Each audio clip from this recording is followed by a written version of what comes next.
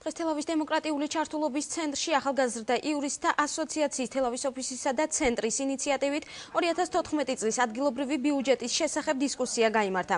შეხვედრის მიზანი თვითმმართველობის საქმიანობაში საზოგადოების ჩართულობის გაძლიერება, კერძოდ კი თელავის მოსახლეობისთვის უკვე დამტკიცებული ბიუჯეტის გაცნობა იყო.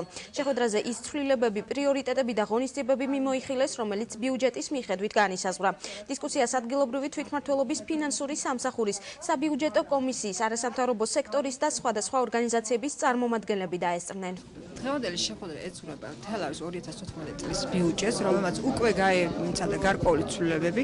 ანუ ბუნებრივია მოსახლეობის საინტერესოა არა მარტო ბიუჯეტის პროექტის შედგენის პერიოდი, როდესაც ხდება გარკვეული პარამეტრების შედგენა, არამედ საინტერესოა უკვე დამტკიცებული ბიუჯეტის განხილვა, იმ ღონისძიებების თქვათ მოსმენა და განხილვა კიდევ ერთხელ, რომლებიც გათვალისწინებულია 2014 წელს. ზოგადად ბიუჯეტის განხილვა ნებისმიერ დროს უპრიანია, ნებისმიერ დროს შეიძლება ამის მოწყობა, იმიტომ რომ სოციალური ორგანიზმია და ის იცვლება წლის განმავლობაში, ცვლილებები შედის.